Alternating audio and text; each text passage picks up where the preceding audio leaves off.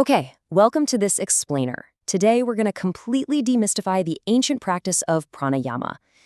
For a really long time, breathwork was basically just viewed as a simple relaxation tool, but today, we're diving straight into its precise, evidence-based biological mechanisms. We are going to see exactly how different breathing techniques actually act as highly targeted interventions for specific organ systems in modern medicine. It's absolutely fascinating.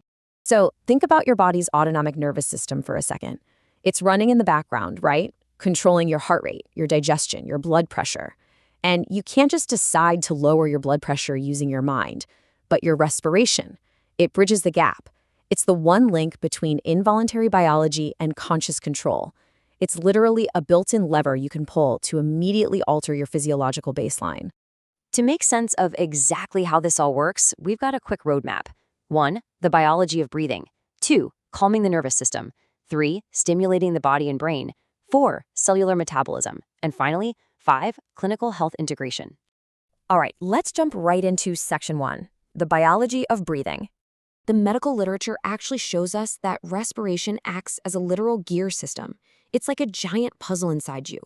When you increase your vagal tone, which is the nerve activity that relaxes you, that single shift turns the cogs of your entire physiology. It physically lowers your catecholamines. Those are your stress hormones. It regulates your HPA axis to drop your cortisol levels, and it even decreases inflammatory markers. Just by changing how you breathe, you're physically altering the chemical makeup of your body. Crazy, right?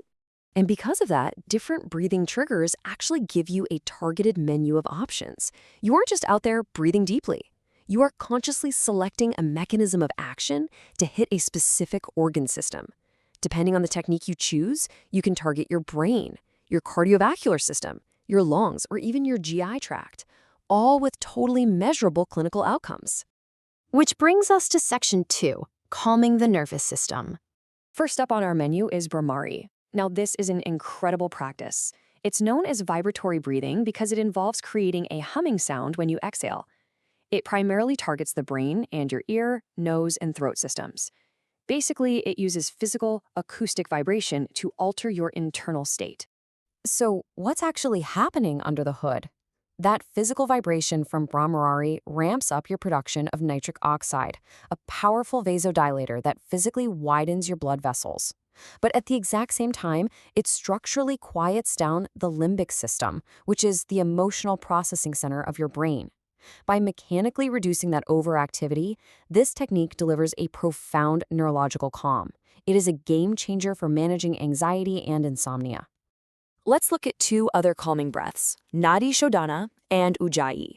They're both calming, for sure, but they take totally different pathways. Nadi Shodhana, or alternate nostril breathing, targets the brain by massively enhancing vagal tone and balancing your brain's hemispheric activity. That makes it perfect for clinical hypertension and anxiety.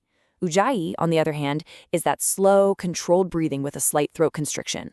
That one zeroes in on cardiovascular stress by increasing the sensitivity of your baroreceptors, the little blood pressure sensors in your neck, which directly improves your heart rate variability to support heart disease patients. Okay, section 3, stimulating body and brain.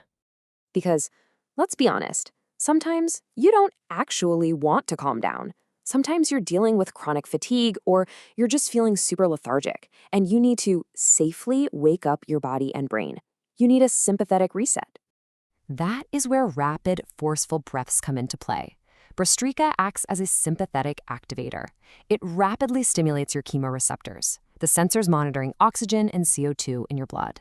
This literally floods your system with oxygen, hitting the lungs and brain to actively fight off fatigue and depression.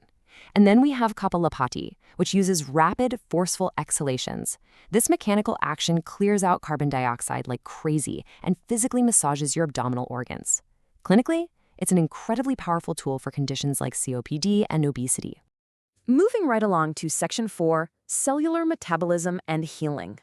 Now we're getting into the really deep stuff. Our next 2 techniques, Kumbhaka and diaphragmatic breathing, strike right at the cellular level. These aren't just generalized feel-good effects. They are hyper-localized to specific tissues, including your metabolic pathways and the vagus nerve itself. Let's break these down. Kumbhaka involves deliberate breath retention. Actually, by just pausing your breath, you temporarily alter your blood gases, which kicks off specific hypoxia pathways. It sounds a bit intense, but this acute controlled stress of lowering your oxygen temporarily actually trains your body to improve oxygen delivery over time. It's fantastic for endurance and metabolic disorders. Then you've got diaphragmatic breathing, which focuses on deep belly breaths. This physically improves lung expansion for respiratory diseases. And as that diaphragm moves, it mechanically triggers the vagus nerve, sending a massive stress reduction signal to the rest of the body. Let's bring it all together in Section 5, Clinical Health Integration. In modern anticipatory medicine, we can literally match the mechanical, physiological effect directly to a clinical condition. Patient has anxiety or insomnia? We use bromelain to quiet that limbic overactivity, or nadi shodhana to boost vagal tone. Dealing with heart disease? Ujjayi steps in to increase baroreceptor sensitivity. Fighting fatigue? Bhastrika stimulates those chemoreceptors. We can even use Kapalabhati to enhance CO2 clearance for COPD and Kumbhaka to activate hypoxia pathways for metabolic issues. We aren't treating these ancient techniques like magic anymore. They are targeted, highly effective co-therapies.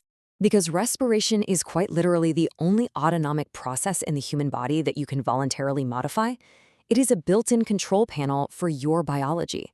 By understanding the distinct physiological effects of all these techniques, Nadi Shodhana, Ujjayi, Bhastrika, and the rest, you realize you aren't just breathing.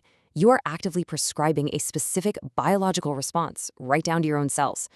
The biggest takeaway from this explainer is that the power to change your physiological baseline is literally right under your nose. So, which breath are you going to take next?